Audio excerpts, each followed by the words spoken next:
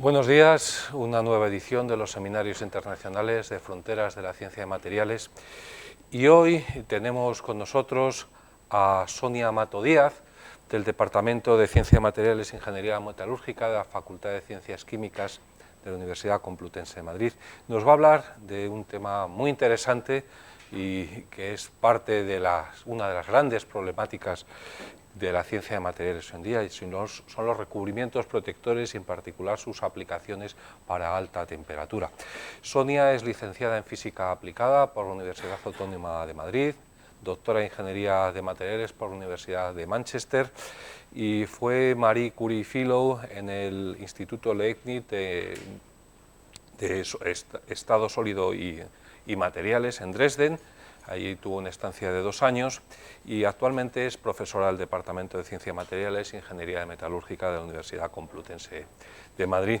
Sus líneas de investigación y trabajo se centran en la corrosión de materiales metálicos y en recubrimientos protectores para baja y para alta temperatura. Yo no os robo más tiempo, así que os dejo con ella. Muchísimas gracias, Sonia, por estar aquí. Bienvenida y el tiempo es tuyo. Gracias. Muchas gracias, José Ignacio, por la oportunidad a participar en estos seminarios y a los que estáis aquí un lunes a primera hora de la mañana. Hoy vamos a hablar sobre recubrimientos protectores para aplicaciones a alta temperatura. Esta va a ser la estructura que voy a seguir en la charla. Comenzaré con una introducción sobre los requerimientos que les exigimos a los materiales que operan a alta temperatura. Os presentaré unos fundamentos básicos de la oxidación a alta temperatura y hablaremos un poquito también sobre recubrimientos protectores. Pasaré después a presentaros el trabajo experimental que hemos llevado a cabo en los últimos años en el grupo de investigación.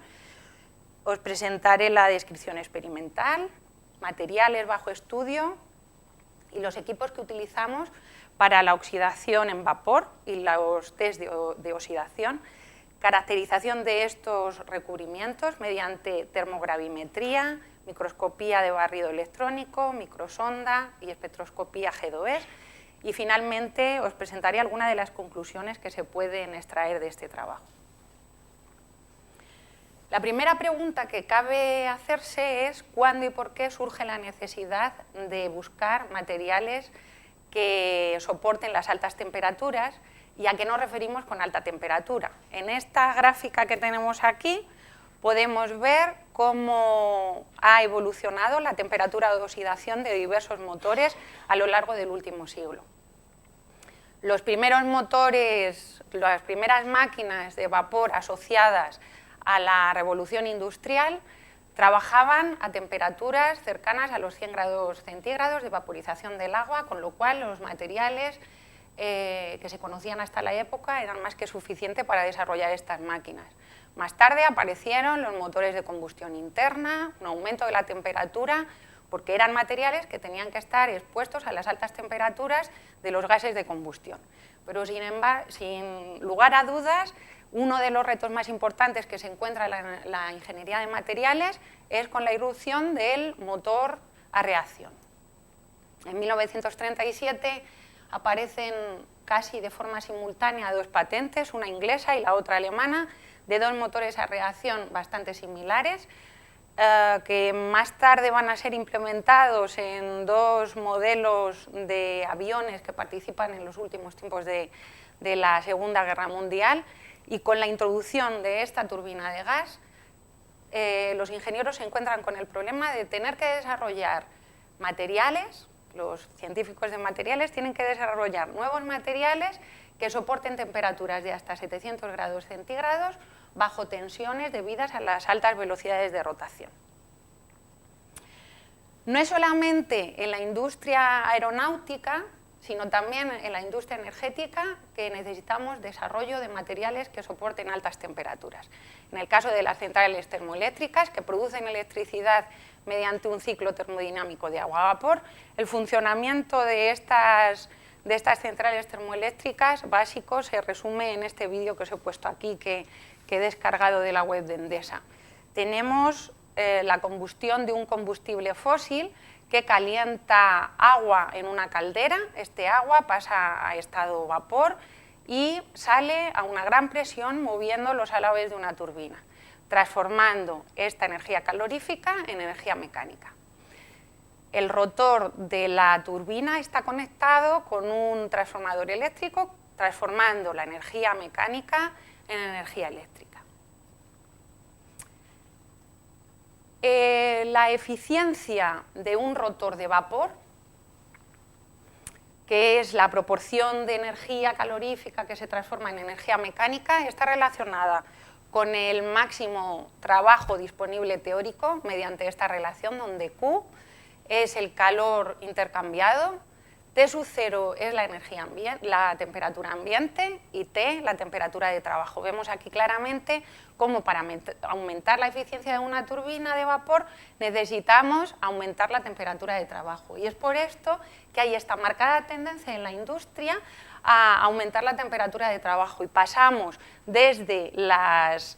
hemos pasado desde las turbinas subcríticas, que trabajaban a temperaturas de 540 grados centígrados, hasta las supercríticas y ultra supercríticas, que trabajan hasta temperaturas de 650 grados centígrados.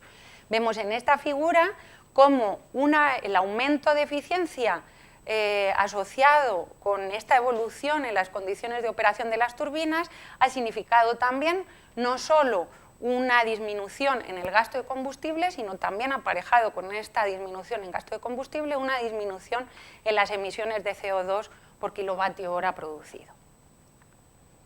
Para poner todo esto en práctica necesitamos materiales que tengan unas determinadas propiedades.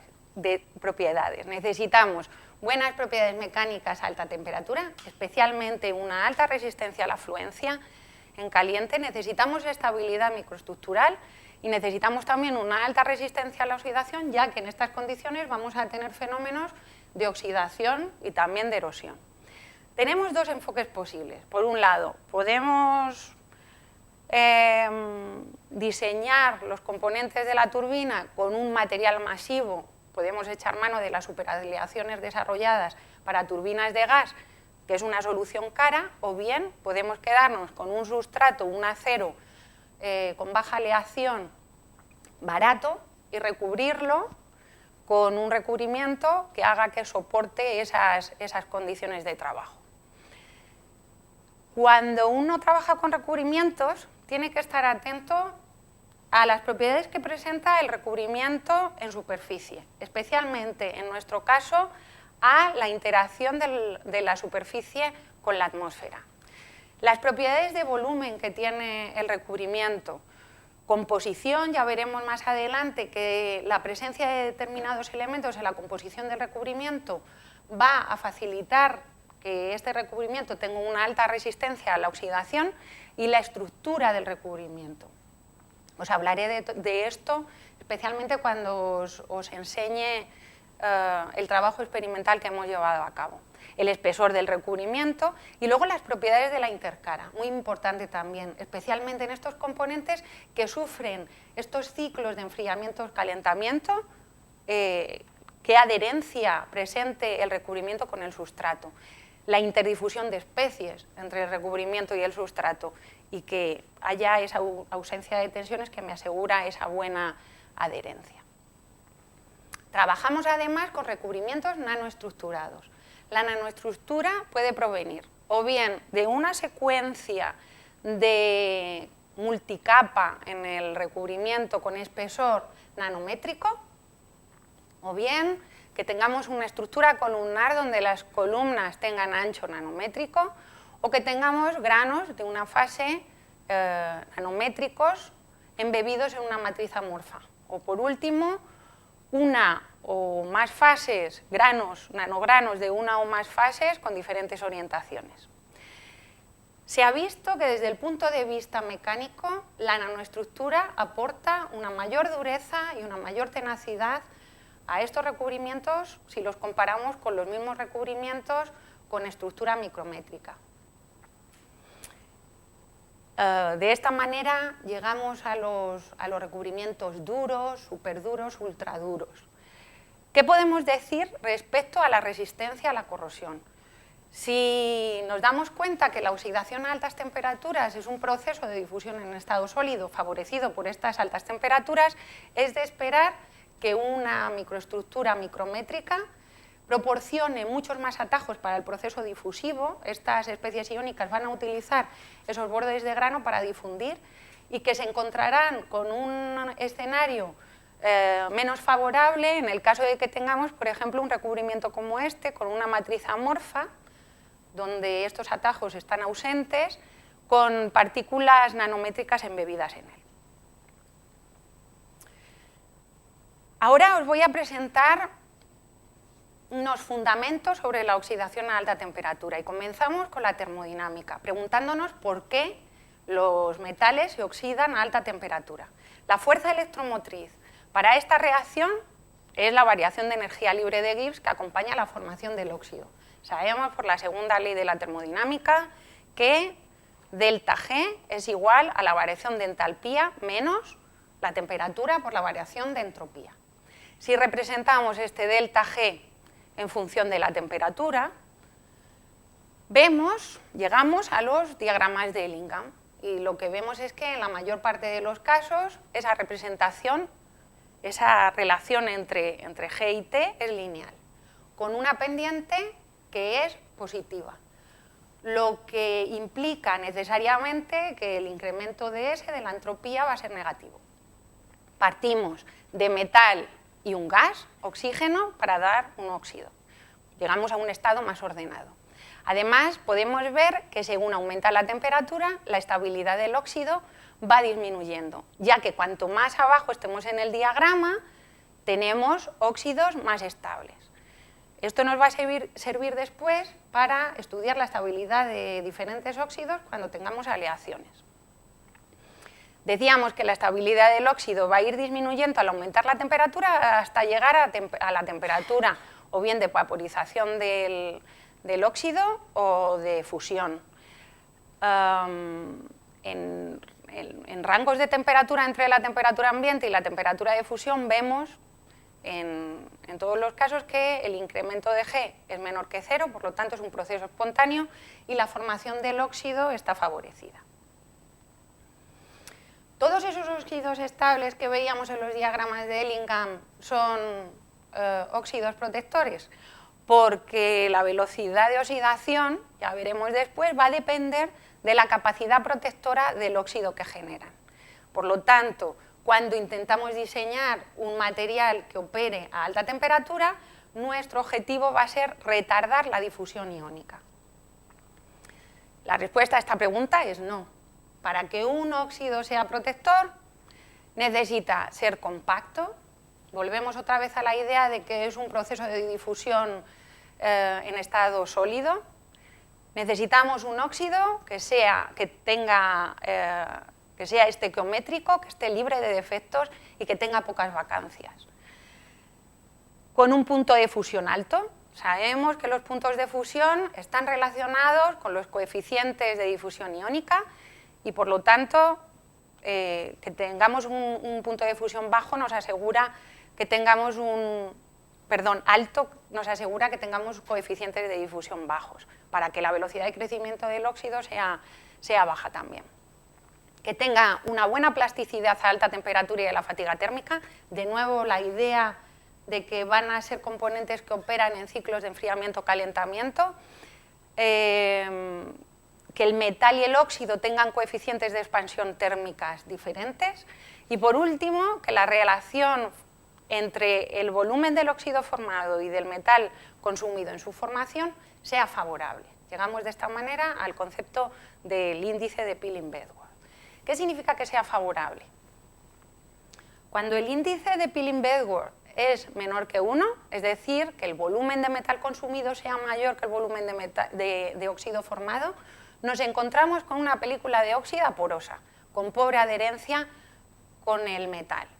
Sin embargo, si el índice de Pilling-Bedworth es mucho mayor que 1, es decir, que el volumen de metal consumido sea mucho menor que el volumen de óxido formado, está creciendo un óxido que genera tensiones internas de compresión en la interfaz metal-óxido muy grandes. Por lo tanto, el óxido va a terminar agrietándose y delaminándose.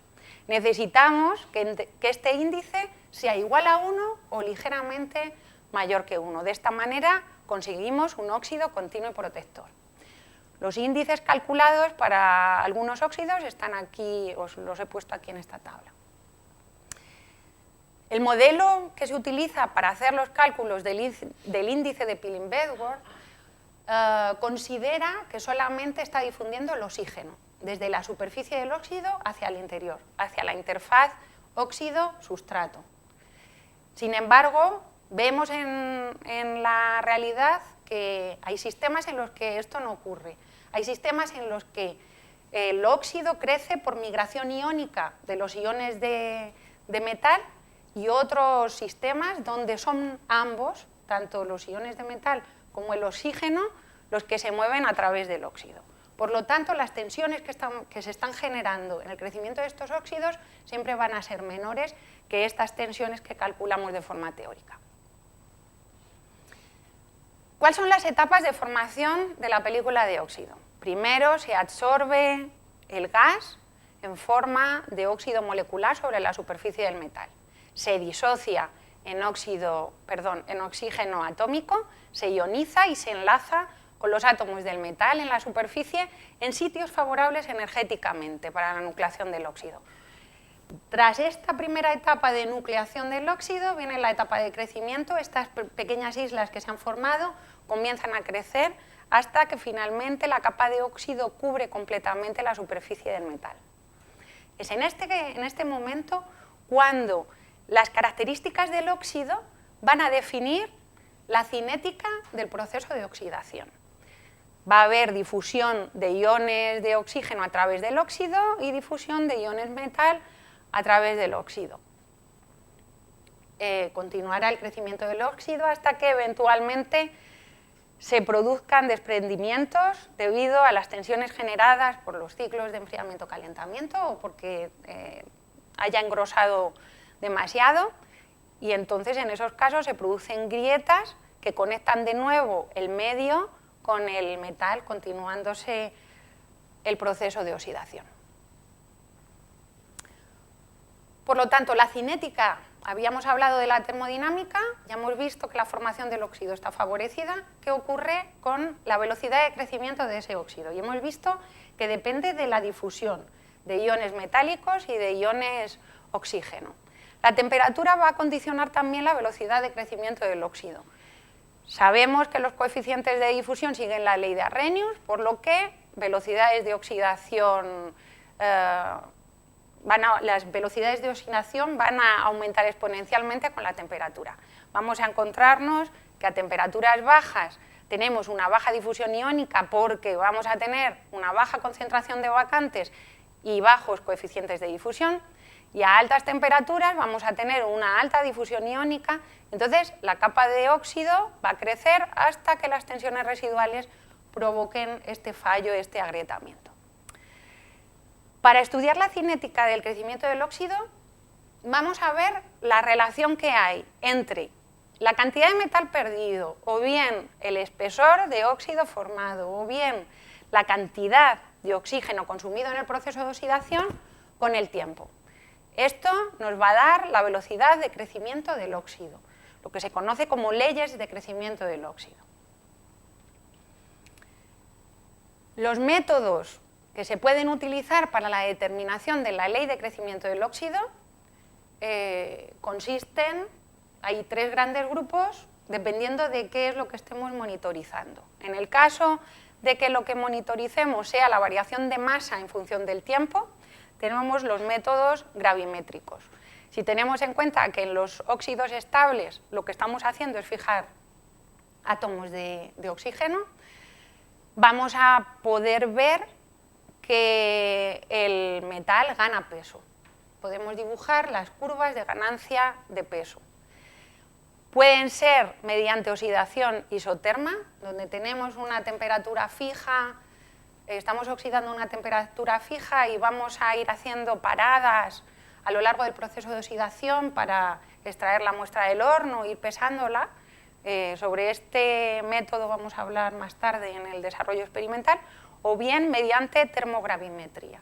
De esta manera lo que hacemos es utilizar una termobalanza donde se mide la variación de la masa con el tiempo de forma continua.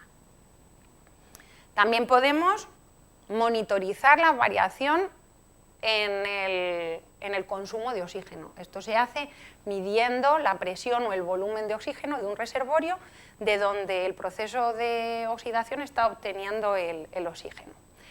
O bien monitorizar la variación del espesor del óxido que se va formando con el tiempo. Podemos medir ese espesor de óxido o bien mediante elipsometría o bien mediante examinación metalográfica. Así es que la velocidad de oxidación nos va a hablar sobre la resistencia a la oxidación de esos materiales. Es para esto para lo que estudiamos la cinética del crecimiento del óxido. La velocidad de crecimiento del óxido puede variar con el tiempo, puede tener una relación con el tiempo de tipo lineal. En este caso, observamos que la velocidad es la misma al comienzo del proceso de oxidación, cuando el óxido aún no se ha formado, que cuando el proceso de oxidación lleva un tiempo. Es decir, el óxido que estamos formando no es capaz de proteger al metal del proceso de oxidación. O bien puede tener un comportamiento parabólico, puede variar con el tiempo de forma parabólica. Es lo que hemos visto cuando os enseñaba las etapas de formación del óxido. Llega un momento en que el óxido tiene un espesor tal que está impidiendo el movimiento difusivo de los iones del metal y del oxígeno. O bien podemos ver una velocidad de crecimiento que muestra pérdida de óxido. Es el caso en el que tenemos óxidos volátiles o bien óxidos que cuando llega a un determinado momento se desprenden. Podemos encontrar que los iones del metal se mueven mucho más lentamente que los iones de oxígeno y entonces en ese caso la mayor parte del óxido se crea en la interfaz metal-óxido. Podemos encontrar también sistemas en los que los iones del metal se mueven mucho más rápidamente que los iones del oxígeno. En ese caso, la mayor parte del óxido se crea en la interfaz del óxido con el medio. Y podemos encontrar también sistemas en los que las velocidades de difusión tanto del metal como del oxígeno son comparables y vemos que el óxido se forma en ambas interfaces. Cuando oxidamos a alta temperatura aleaciones, el tener más de un elemento implica tener diferentes afinidades por el oxígeno, diferentes energías libres de Gibbs de formación del óxido y diferentes coeficientes de difusión a través de la capa de óxido. Esto da lugar a dos fenómenos, a la oxidación interna y a la oxidación selectiva, que os voy a presentar en dos escenarios diferentes. Nos imaginamos una aleación binaria AB, donde B es el elemento aleante. En el caso 1, el elemento A es más noble que el elemento aleante, es más reactivo. Entonces, si la concentración de B es menor que una cierta concentración crítica, vamos a ver que el oxígeno difunde internamente y va a formar precipitados de óxido de B en A, en la aleación. Si la concentración de B es mayor que la concentración crítica, entonces vamos a tener suficiente B como para que se forme una película continua de óxido de BO, que dependiendo de sus características será más o menos protectora.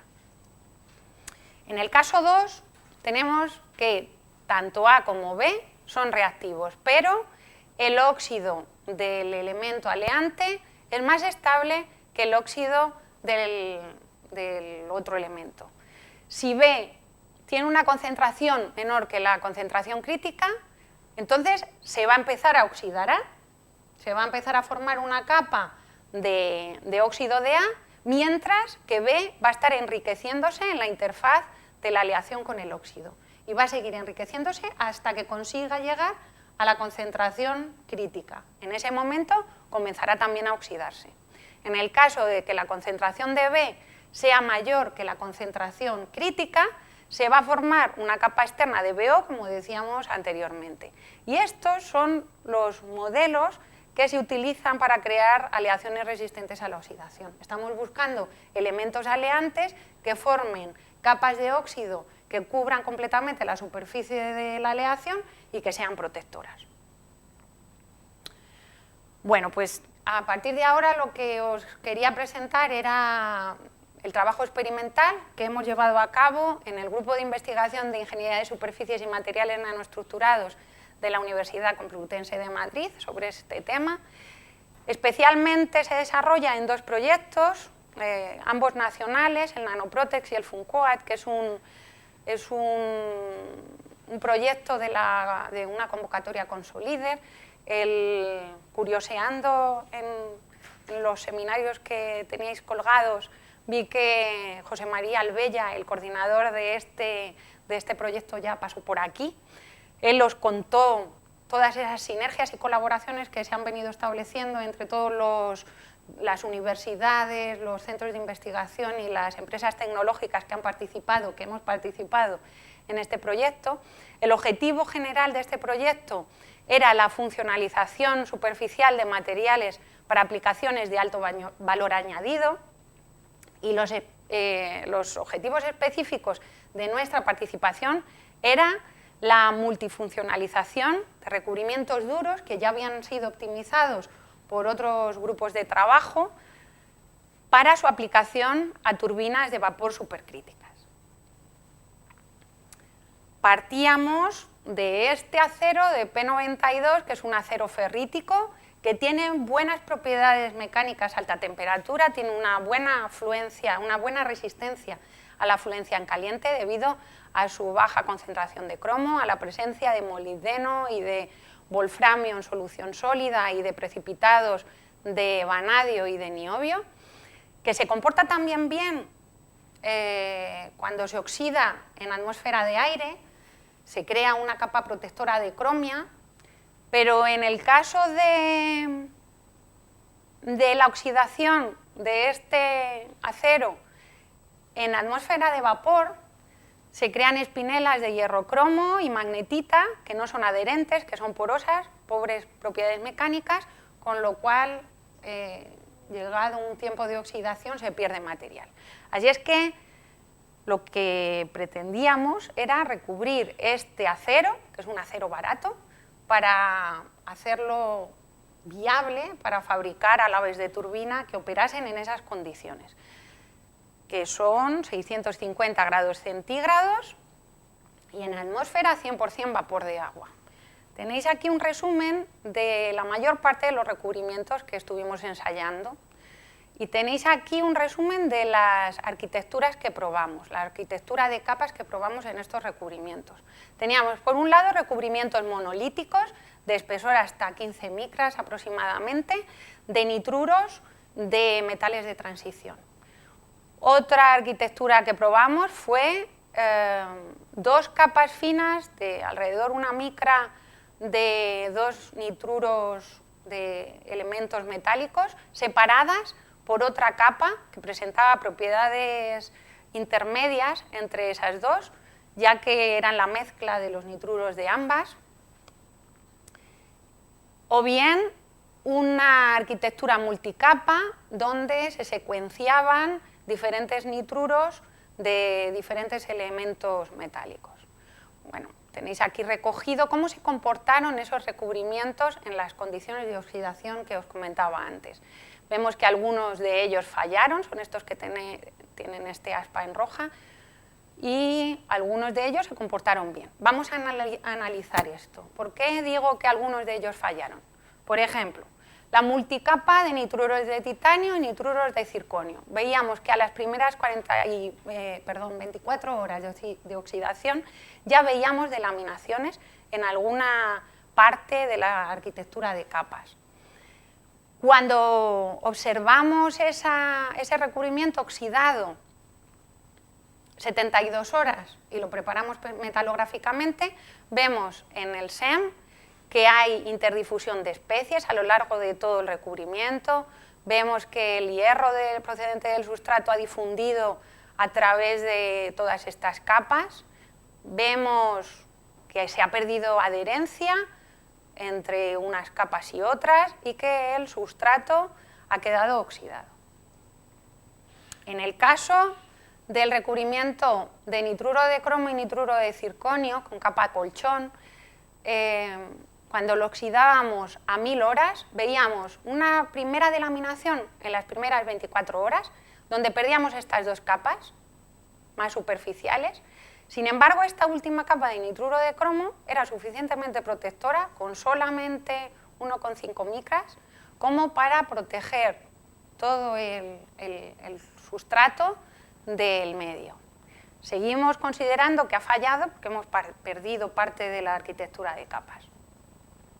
En este otro caso, también con capa colchón de nitruros de circonio y nitruros de cromo, vemos que tras las 48 primeras horas de oxidación ya vemos una mezcla, una interdifusión de todos los elementos. Vemos que el hierro, en este mapeado por IDX, vemos que el hierro ha llegado hasta prácticamente la superficie del material y vemos que el oxígeno ha podido difundir a través de todo el recubrimiento, incluso llegando al sustrato. ¿Cómo observamos estos fallos cuando echamos un vistazo a la termogravimetría? Por ejemplo, en este caso tenemos ese recubrimiento que os he contado de nitruros de cromo y nitruros de circonio, que se habían perdido las dos capas iniciales. Las dos capas superficiales vemos en la termogravimetría una bajada, una pérdida en peso, que está relacionada con esta primera delaminación, y luego vemos un ligero aumento donde se ha desarrollado ese óxido protector y después la masa, el peso se mantiene constante. En el caso del recubrimiento de nitruro de titanio y nitruro de circonio, esa multicapa, que también había sufrido un proceso de delaminación, vemos cómo ha perdido parte de la estructura de capas y el resto no es capaz de proteger el sustrato del medio. Y por lo tanto vemos ganancias en peso que están cercanas a las ganancias en peso que observamos en el sustrato sin recubrir. En este otro caso, también nitruros de circonio con nitruros de cromo, vemos que desde el comienzo, era el último recubrimiento que os enseñaba, donde desde el comienzo vemos que la cinética de oxidación del recubrimiento es la misma que la que presentaba el sustrato sin recubrir. Por lo tanto, el recubrimiento no ofrecía ninguna protección al sustrato. En este otro recubrimiento, bueno, en realidad son dos, de nitruros de aluminio, titanio, silicio, que se oxidaron hasta 2000 horas. Echando un vistazo a la termogravimetría, pues teníamos la idea de que el recubrimiento se había comportado bien, pero una vez que observamos su estructura tras la oxidación, vemos que en el caso del recubrimiento que tenía una baja relación titanio-aluminio en su composición, la oxidación de recubrimiento había formado un óxido bastante grueso, poroso, que no es protector, que está impidiendo la oxidación del sustrato porque todavía hay recubrimiento que no se ha oxidado, pero este recubrimiento terminará consumiéndose y entonces sí que tendremos difusión de oxígeno en el sustrato metálico. Y en el caso del otro recubrimiento, del que presentaba una alta relación titanio-aluminio, vemos cómo el óxido que se ha generado tiene muy pobres propiedades mecánicas, tiene aspecto pulverulento, ha dejado canales que conectan el medio con el recubrimiento y cuando éste ha fallado con el sustrato y observamos la oxidación del sustrato. En este caso no apreciamos una ganancia en masa debida a la oxidación del sustrato porque está enmascarada con la pérdida de óxido porque no es adherente en la superficie del recubrimiento. ¿Y cómo son los recubrimientos que hemos llamado exitosos? Aquí tenemos tres de ellos, los tres que se comportaron mejor. Son recubrimientos que después de 2000 horas de oxidación presenta la misma estructura, la misma arquitectura de capas que había sido depositada. Vemos que el óxido que se genera en la superficie tiene un espesor tan pequeño que no es distinguible en la vista de las secciones transversales en el SEM. Y vemos también que las ganancias en masa varían mucho de la ganancia en masa que presenta el sustrato sin recubrir. En el peor de los casos tenemos 0,5 miligramos por centímetro cuadrado, que está bastante lejos de la ganancia que presentaba el sustrato sin recubrir, y también es menor que la ganancia en peso que muestran otros recubrimientos depositados por otras técnicas y oxidados en las mismas condiciones. Ahora voy a presentaros el trabajo experimental que se hizo sobre uno de estos para ver con detalle cómo los estudiábamos. Y es el nitruro de cromo aluminio. Bueno, en la literatura habíamos visto que se utilizan estos nitruros de cromo aluminio desde hace ya tiempo en aplicaciones especialmente tribológicas, porque se ha visto que la adición de aluminio a los nitruros de cromo mejoran el comportamiento mecánico y al desgaste, y también habíamos visto que al añadir itrio en la composición se mejoraba la estabilidad térmica y la resistencia a la oxidación. Sin embargo, todos estos estudios estaban realizados en aire y cabía preguntarse si en nuestro caso íbamos a tener el mismo comportamiento, variando la atmósfera, variaba también esta fenomenología. Sabemos que al introducir vapor de agua en la atmósfera conseguimos velocidades de oxidación más altas, y también sabemos que cuando hay óxido de cromo de por medio, a veces con el vapor de agua, dependiendo de la temperatura de trabajo, se pueden formar productos volátiles como hidróxidos y oxidróxidos. Así es que depositamos recubrimientos de nitruro de cromo aluminio y nitruro de cromo aluminio itro sobre probetas de P92 utilizando magnetron sputtering, que tenía 4 blancos separados. Cada uno de ellos se aplicaron potencias diferentes para diseñar la composición del recubrimiento, pero siempre manteniendo una relación de gases en la atmósfera reactiva de argón y nitrógeno de 1,5. Se consiguió deposición tridireccional, colgando las muestras, suspendiendo las muestras gracias a un alambre que le soldábamos a la cara más pequeña de la probeta. Para mejorar la adherencia de estos recubrimientos con el sustrato, se utilizó una capa de anclaje de nitruro de cromo de 4 micras, y para estudiar el efecto de esta capa de anclaje en el comportamiento de todo el sistema, se depositó también un recubrimiento de cromo aluminio nitrógeno sin esa capa de anclaje. Además, estudiamos la presencia de itrio en la composición mediante 2 recubrimientos con composiciones variables de itrio, y otro de los objetivos era estudiar el efecto del espesor del recubrimiento. Depositamos estos 4 recubrimientos, un recubrimiento de nitruro de cromo aluminio sin capa de enlace y sin contenido en itrio, otra capa de nitruro de cromo aluminio con esta capa de anclaje de nitruro de cromo, y después 2 recubrimientos que tenían cantidades variables de itrio, ambas con capa de enlace. Las composiciones que tenéis aquí en esta tabla se determinaron mediante espectroscopía de Rutherford, y el espesor fue determinado en las secciones transversales observadas en el SEM. Vimos que las composiciones eran homogéneas, aunque presentaban ligeras variaciones secuenciales debido a la rotación del plato en la cámara de deposición. Anteriormente, nuestros colaboradores ya habían caracterizado profusamente estos recubrimientos y habían visto que eran recubrimientos nanoestructurados con una matriz amorfa de nitruro de aluminio en el que estaban embebidas nanopartículas, nanogranos, de nitruro de cromo. Vemos en estas micrografías el aspecto que tienen los recubrimientos as deposited, tal y como los depositamos. Vemos que la capa de adherencia, esta capa de enlace, tiene una estructura columnar muy grosera, con una morfología de agujas perpendiculares a las interfaces.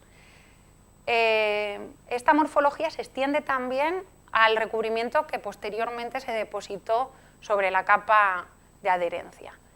Esto contrasta con la homogeneidad que presenta el recubrimiento sin la capa de enlace.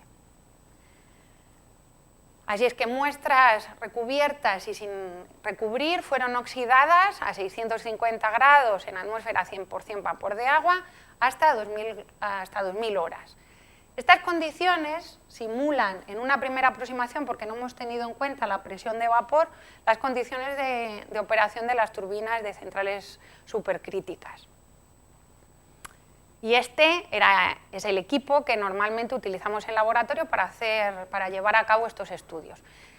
Como veis aquí tenemos dos hornos, un horno tubular donde se sitúan las muestras que queremos que se oxiden, que está conectado con otro horno tubular, funcionan ambos a la misma temperatura, y en este segundo horno lo que hacemos es generar el vapor que va a oxidar esas muestras. El agua que se bombea a este horno viene de un balón donde continuamente estamos burbujeando o nitrógeno o argón para desoxigenar el agua.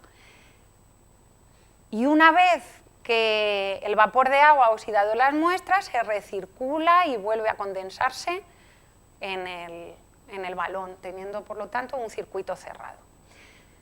Cada vez que se hacía una parada en el horno y al comienzo del proceso de oxidación, cuando se conectaban los hornos, para evitar la oxidación a temperaturas diferentes de esos 650 grados centígrados, se conectaba un flujo de nitrógeno y de argón en los hornos que desplazaba el aire. Los resultados que obteníamos están representados en esta gráfica, donde estamos viendo la variación en masa del sustrato y de los recubrimientos. Al principio se hacían paradas cada 24 horas y después cada 150 horas. Y lo que vemos a primera vista es que cualquiera de los recubrimientos, los tenemos aquí, ya están mejorando significativamente la resistencia a la oxidación del sustrato sin recubrir. Además vemos que los recubrimientos con capa de anclaje, con esta capa de nitruro de cromo, presentan una mayor ganancia que el recubrimiento sin la capa de anclaje. Vemos también que a partir de 1000 horas sufre un decremento que relacionamos con un proceso de denitruración. Vemos que después de ese primer estadio de crecimiento rápido se estabilizan a valores que están bien por debajo de los valores que presenta el sustrato.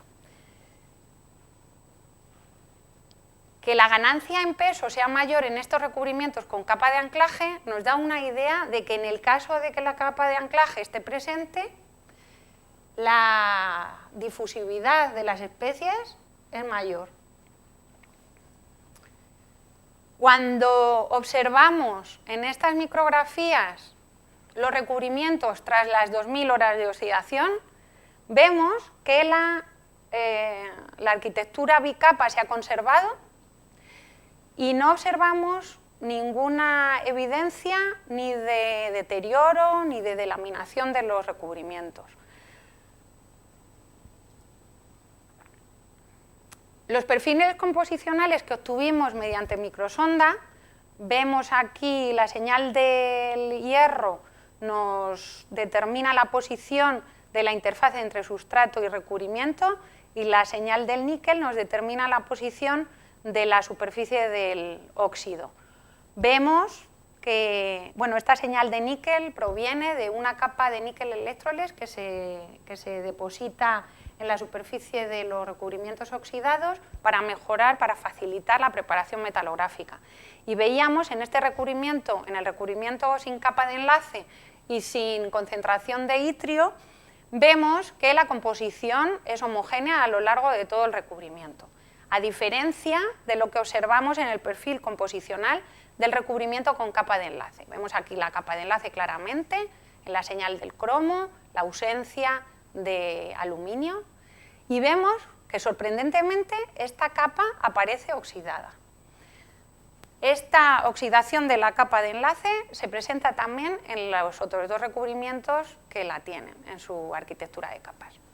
Además, se intuye la presencia de un óxido sobre la capa sobre el recubrimiento, pero es difícil distinguir la naturaleza de este óxido. Es por esto que realizamos espectroscopía G2E sobre los recubrimientos oxidados, esta vez a 700 horas. Vemos que la naturaleza de la capa de óxido es de un óxido de cromo y aluminio, que es suficientemente protectora como para impedir la posterior oxidación del resto del recubrimiento. En los recubrimientos con capa de enlace vemos también ya a 700 horas la oxidación de la intercapa, y también observamos esa denitruración de la que os hablaba antes, que sospechábamos viendo los ensayos gravimétricos. Así es que las conclusiones que se pueden obtener de este trabajo, de las generales en cuanto a la oxidación de todos los recubrimientos, tanto los que fallaron como los exitosos, es que tenemos una cierta tendencia en cuanto a estabilidad térmica de las capas depositadas, siendo más estables los nitruros de cromo en estas condiciones de oxidación, le siguen los nitruros de titanio, y los nitruros de circonio han dado muy mal resultado. Si recordáis, todas esas capas, todas esas arquitecturas que habían fallado estaban todas relacionadas con este nitruro de circonio. Respecto a estos recubrimientos concretamente de nitruros de cromo aluminio y cromo aluminio itrio, podemos decir que durante la oxidación los recubrimientos generan una capa de óxido superficial de óxido de aluminio y cromo que previene la oxidación posterior de los mismos, que esta capa de óxido protector no evita, sin embargo, la oxidación de la capa de anclaje. Sin embargo, esta capa de anclaje modificada, digamos con oxinitruros, parece resultar protectora e impedir la difusión posterior del oxígeno hacia el sustrato del acero. También hemos visto que el posible beneficio que se veía cuando se oxidaba en aire de la presencia de litio, en este caso, ha quedado enmascarada por la acción de la estructura esa tan abierta que desarrolla el recubrimiento cuando se deposita sobre la capa de anclaje. Y hemos visto también, muy importante para nosotros, que obteníamos muy buenos resultados con espesores menores de los esperados, con la experiencia previa que nosotros teníamos con otro tipo de recubrimientos.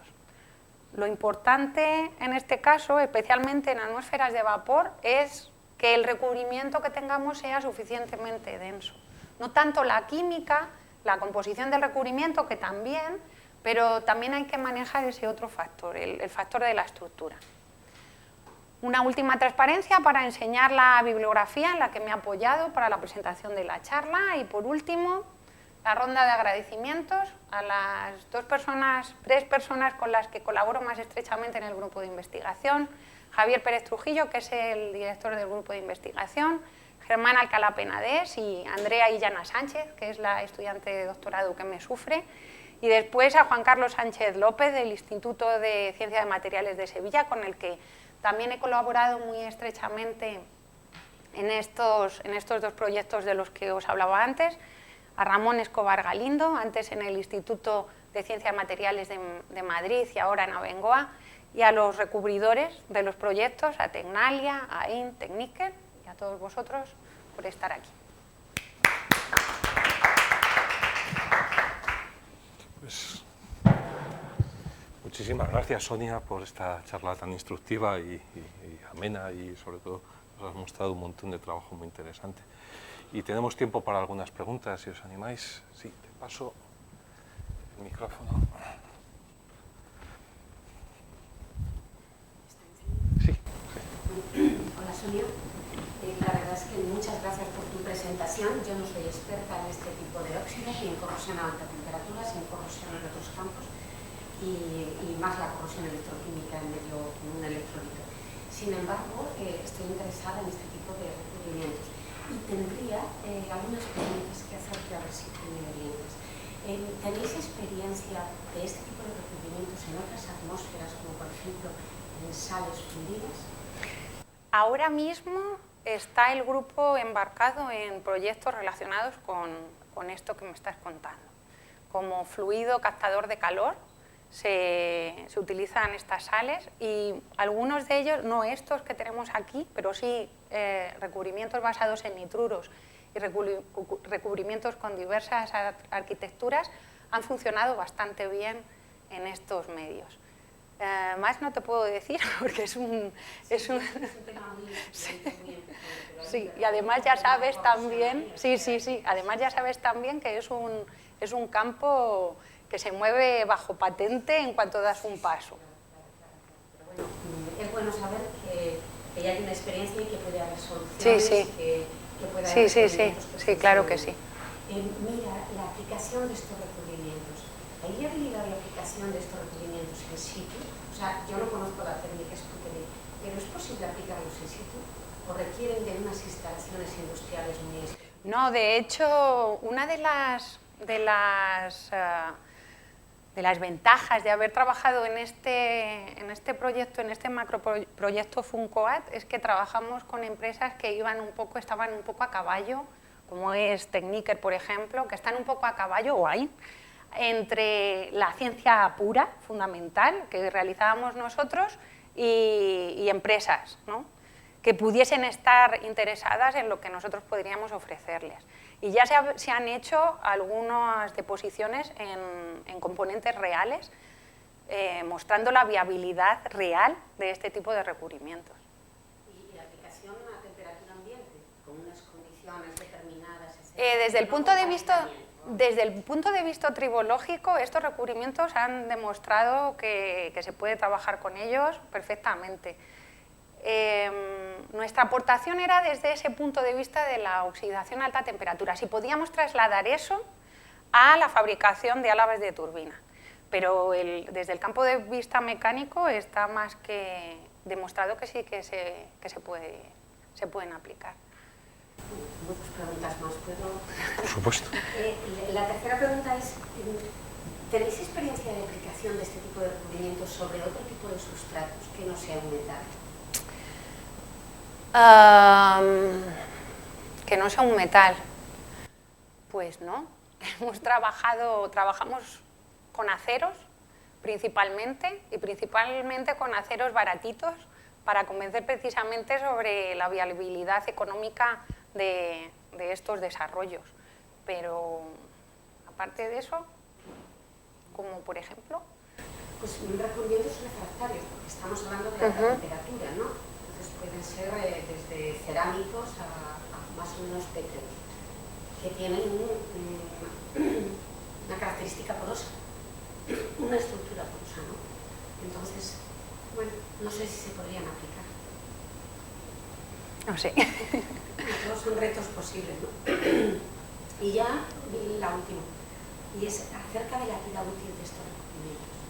Bueno, aquí, si vais a la literatura, los estudios de oxidación son bastante más cortos de los que os acabo de presentar. Nosotros solemos oxidar hasta 2000 horas, nos pusimos en este proyecto como límite. Es un estudio, es una tendencia, podemos ver, dependiendo de los óxidos que se generan y cómo es esa cinética en esas 2000 horas, podemos aventurarnos a pensar que tienen un tiempo de vida suficientemente largo para que se puedan implementar con esta finalidad que buscábamos.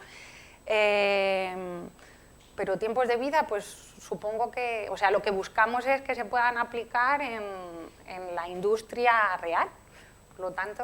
Claro, por eso te decía si habéis hecho algo de modelado en ese sentido, ¿no? No. A partir de estos datos de... A ver, hacemos un modelado previo al diseño de los recubrimientos. Muchas veces hacemos modelado mediante paquetes informáticos de modelado de especies termodinámicas para ver la estabilidad de los diferentes óxidos que se puedan formar y así jugar un poco con la composición del recubrimiento.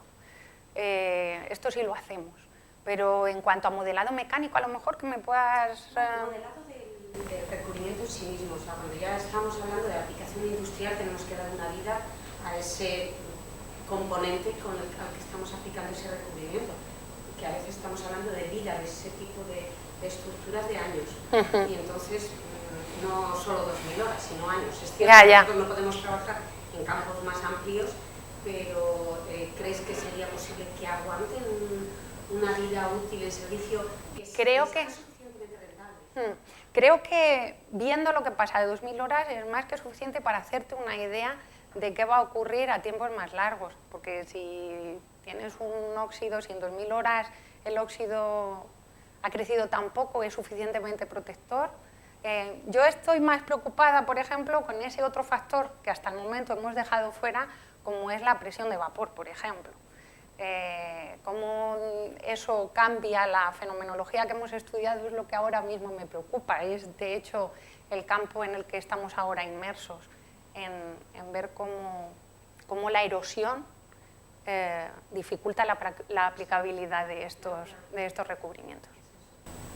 Bueno, yo no me presenté, y quizás sea para que tengas una idea de quién soy.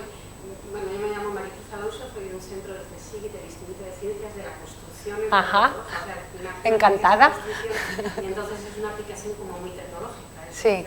¿Entiendes el porqué? Sí. Pero me ha gustado mucho. Muchas gracias. Claro, por supuesto. Luego intercambiamos tarjetas. Bueno, no sé si hay alguna otra pregunta.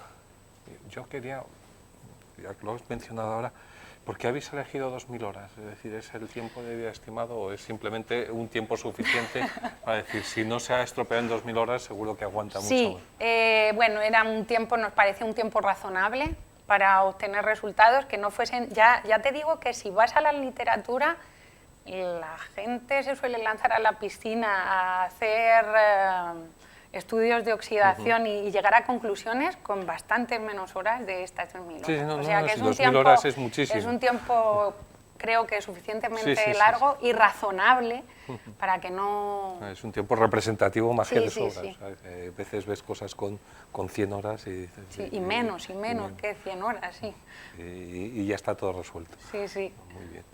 Bueno, pues muchísimas gracias, Sonia, por estar aquí, por a la charla. Vosotros, a todos vosotros. Bueno, esta es tu casa y cuando quieras volver Muchas estás gracias. invitadísima. Muchas gracias.